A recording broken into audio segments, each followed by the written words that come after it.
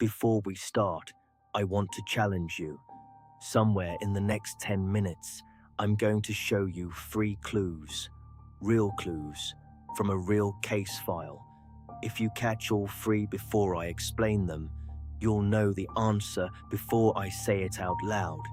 Most people don't. I didn't, the first time either. And I do this for a living.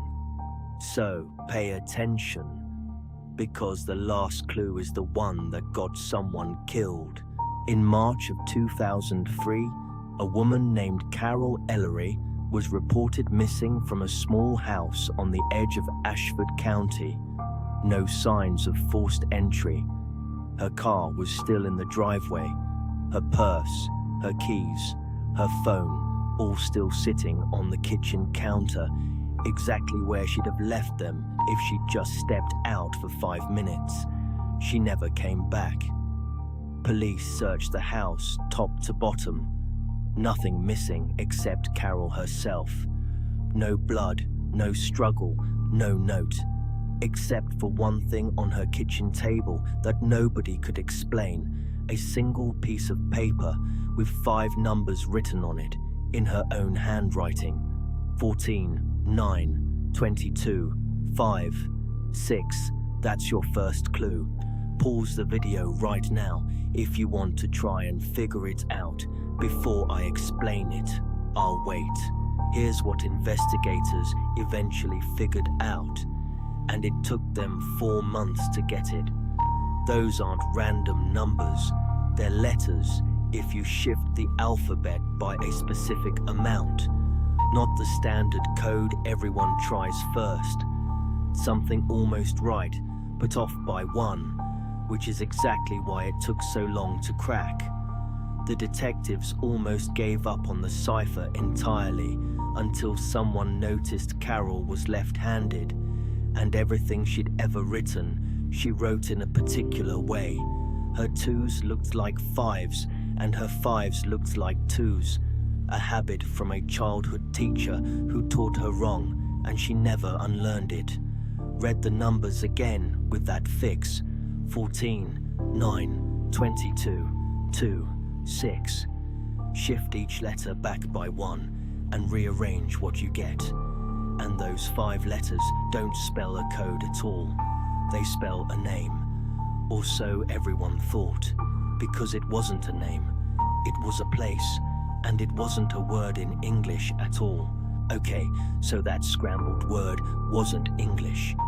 Here's what it actually was, and why it changes the entire case.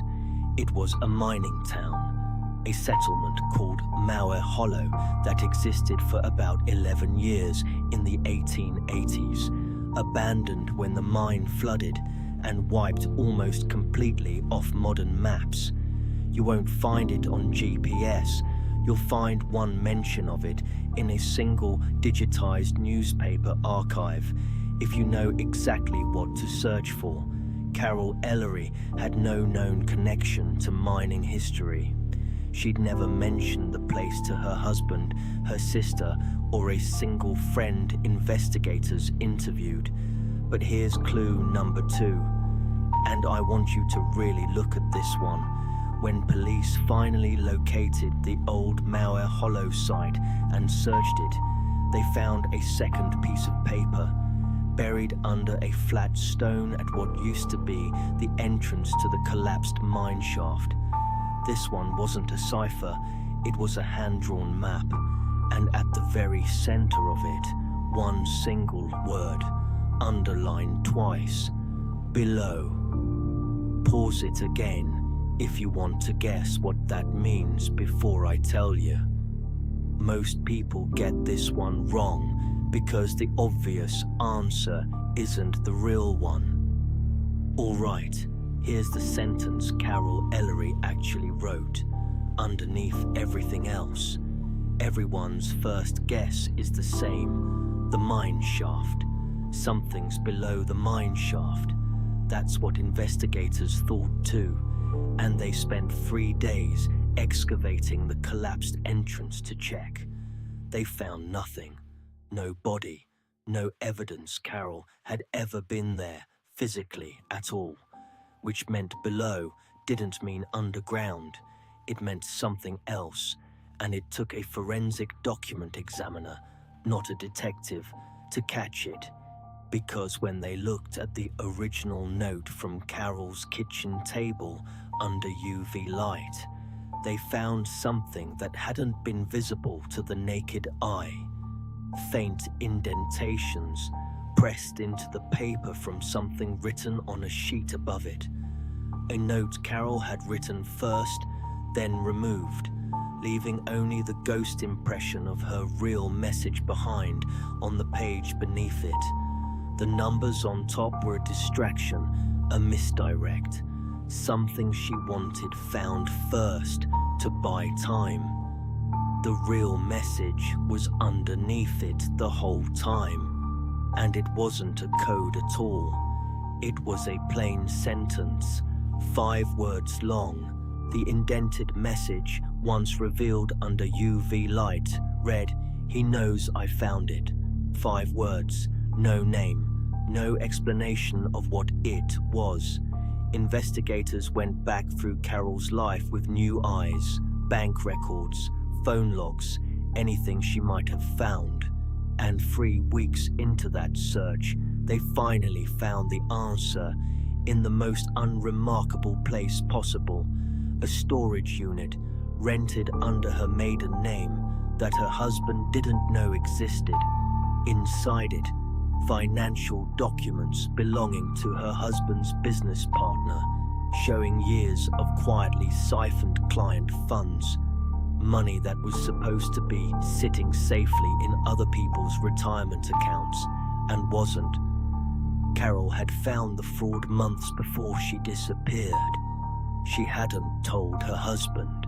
She told no one, except apparently someone had found out that she knew. Carol Ellery's case was never solved in court. The business partner had an alibi that never fully broke. No physical evidence tied him directly to her disappearance, and to this day, no body has ever been recovered. But here's the detail that keeps this case in my head more than almost any other I've covered. The word Maui, the abandoned mining town, the place none of this had any obvious connection to, turned out to matter after all. Investigators eventually learned that Carol's business partner suspect had grown up 2 miles from that old mine site as a child, decades before anyone else in the case had any reason to know it existed. Carol didn't just leave a code. She left a location only one person on Earth would recognize. She wasn't trying to tell police who did it. She was trying to tell them where to look for him. So, if you caught all 3 clues before I explained them, tell me in the comments.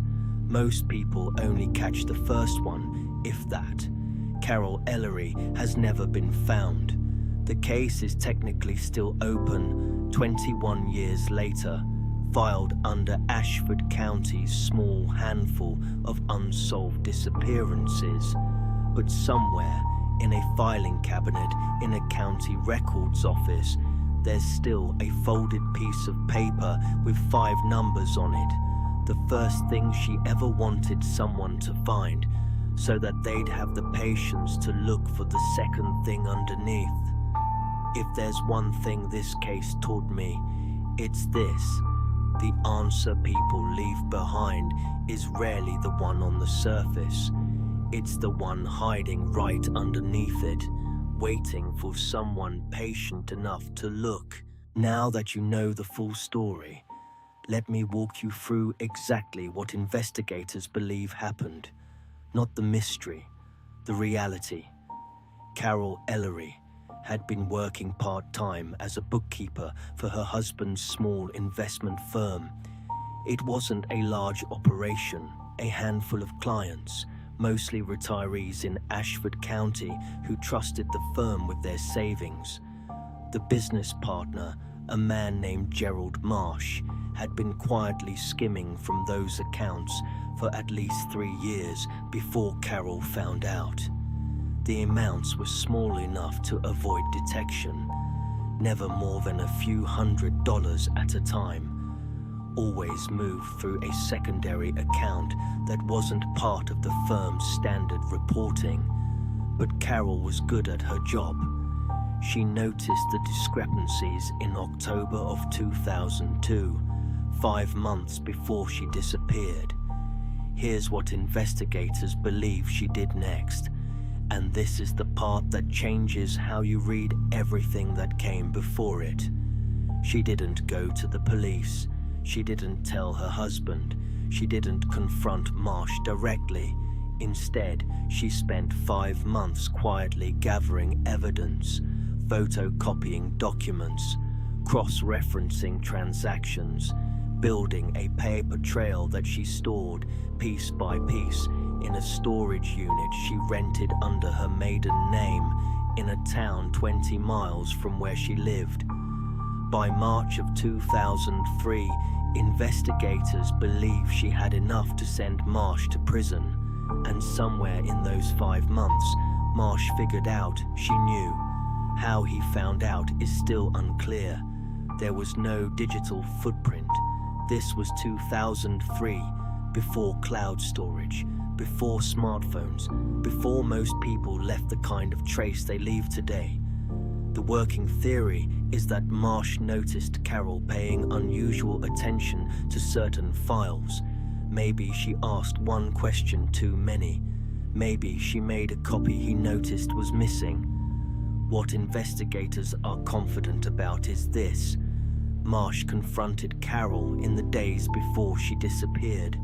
There were no witnesses, no recording, but Carol knew what was coming because she left the note, not the numbers, the sentence underneath them. "He knows I found it." She wrote that first.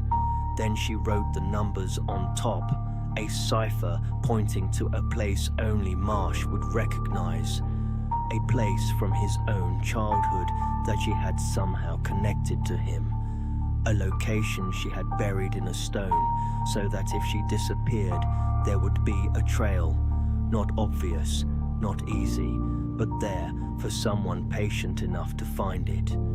Carol Ellery was not leaving a message for the police. She was leaving a message for whoever came looking, and she designed it to survive being dismissed as meaningless. Gerald Marsh was interviewed 3 times over the following year. His alibi, a business trip to a conference in another state, held up each time. Hotel records, receipts, a colleague who remembered seeing him there. The case went cold in 2005. In 2019, a cold case unit re-examined the file. New forensic analysis confirmed the indented writing was made by a left-handed person. Consistent with Carol, inconsistent with Marsh, who was right-handed. That ruled out the theory that Marsh had planted the note himself. The storage unit documents were still intact. The evidence Carol had gathered was enough to have charged Marsh with financial fraud, but the statute of limitations had expired. Gerald Marsh died in 2021 at the age of 74. He was never charged with anything related to Carol Ellery's disappearance. Carol has never been found. The Ashford County case file is still open, and somewhere in a filing cabinet in a records office, there is a folded piece of paper with 5 numbers on it, written by a woman who knew exactly what she was doing and trusted that someone eventually would be patient enough to understand.